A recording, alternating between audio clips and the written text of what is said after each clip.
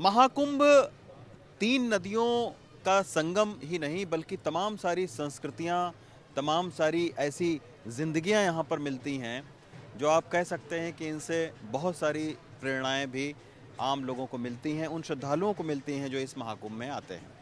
अब आप देखिए कि मेरे साथ में सबसे पहले गरिमा भारती जी हैं जो कि लखनऊ गोरखपुर से इन्होंने पढ़ाई की है, बीएड तक की इन्होंने एजुकेशन ली है गरिमा भारती जी ने, और अभी एक महीना पहले ही ये संन्यास और आध्यात्मिक संसार में आई हैं। इससे पहले दुनियावी संसार में ये थी। और मेरे साथ में जो है वो डॉक्टर गिरजा नंदिनी जी हैं जो कि गाज़ियाबाद की रहने वाली हैं और इन्होंने मैथ्स से पीएचडी कर रखी है। तो ऐसे दो जो आप सन्यासिनी बोल सकते हैं वो हैं। सबसे पहले जो है वो हम जानते हैं गरिमा जी की ज़िंदगी के बारे में कि मैम एक महीना पहले आप क्या करती थी और अभी एक महीना बाद आपको कैसे ये आप इसमें आई हैं? एक महीने पहले मैं मतलब नॉर्मल लाइफ जैसे होती है हर लड़कियों की वैसे ही मैं लेके चल रही थी अपने बेटे के साथ।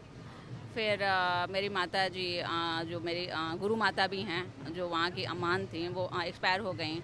तो हम लोग के भंडारे में ही न्यू महंत का वो होता है, तो उसके बाद मैं वहाँ की महंत बन गई।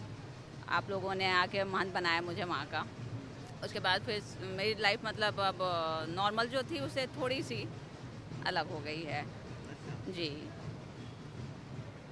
अच्छा, आप बताइए कि गिरजा जी आपने जब पढ़ाई की थी तो आपने कभी सोचा था कि आप इस तरीके से महान बनेंगे? नहीं नहीं बिल्कुल नहीं। मैं तो लाइफ ही चेंज हो गई बिल्कुल ही। मेरी लाइफ में कॉलेज लेक्चर लेना, मेनली मैं BBA BCA MBA BEd MEd के बच्चों को कॉलेज में एज ए टीच करती थी। अब मेरी लाइफ ऐसे चेंज हुई है कि मैं बिल्कुल अध्यात्म से जुड़ गई हूँ। मेरा मन ही नहीं करता है लेक्चर्स वगैरह लेने का, जबकि मेरे कॉलेज वाले अभी भी बुलाते हैं कि मैम आपसे ज़्यादा अच्छा मैथ कोई पढ़ा ही नहीं सकता, तो आप प्लीज़ आइए। क्योंकि मैं हमेशा कोई भी कार्य है, चाहे वो मैं आध्यात्मिक में कर रही हूँ, चाहे मैं समाज सेवा में कर रही हूँ, चाहे मैं कॉलेज में करती थी, मेरा टारगेट ये होता था कि 3 मंथ्स में यदि आप में कोई इम्प्रूवमेंट नहीं हो तो आप जा सकते हैं मेरे पास से। मैं चैलेंज लेकर बच्चों को पढ़ाती थी कॉलेज में भी। आप जैसे जानते हो कि आजकल के युवा बच्चे जो है पढ़ते ही नहीं है बिल्कुल, तो मैं उनको टारगेट लेके पढ़ाती थी कॉलेज में कि यदि मैंने इसको पास करवाया तो मैं आगे जाऊंगी, नहीं तो आप मुझे कॉलेज से हटा दीजिएगा। और ये मेरा रिकॉर्ड रहता था कि जिसको मैंने टीच करा वो पास तो हुआ मैक्सिमम। ऐसी मेरा समाज सेवा में है। यदि मैं मेंटल रिटार्डेड बच्चों से जुड़ी हुई हूँ और उसमें समाज सेवा कर रही हूँ तो मेरा मोटिव ये रहता है कि उस बच्चे में 3 महीने में कुछ ना कुछ इम्प्रूवमेंट जरूर आए। और ये मैं पेरेंट्स को गारंटी से देती हूँ और कहती हूँ कि नहीं तो इधर अपने बच्चे को ले जाना आप। और ये आप देखिए कि जो 40 करोड़ लोग महाकुंभ में इसमें आ रहे हैं वो ऐसी विभूतियों से भी मिलेंगे जिनका अलग अलग क्षेत्र में तमाम सारा काम है।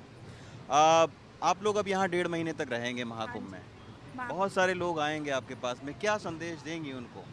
मैं यही चाहूँगी सबसे कहना कि आप आएँ, अपनी धर्म संस्कृति और संस्कार लेकर आएँ और यही सोचें कि वो ही हमें आगे लोगों को देने हैं। लेकिन लोग इतना सांसारिक दुनिया में कैसे इतना रम जाते हैं, कैसे उनके अंदर इतनी माया जाग जाती है कि कोई आदमी पैसा कमा रहा है तो उसकी इच्छा ही नहीं पूर्ति हो रही है, कोई आदमी जो है गलत कामों से भी और तमाम सारी चीज़ों से, उनको क्या संदेश देंगे कि आध्यात्मिक दुनिया में क्या है? आखिर लोग सोचते हैं आध्यात्मिक दुनिया में ये तो हमारे भगवान श्री कृष्ण ने भी बोला है कि कलयुग है।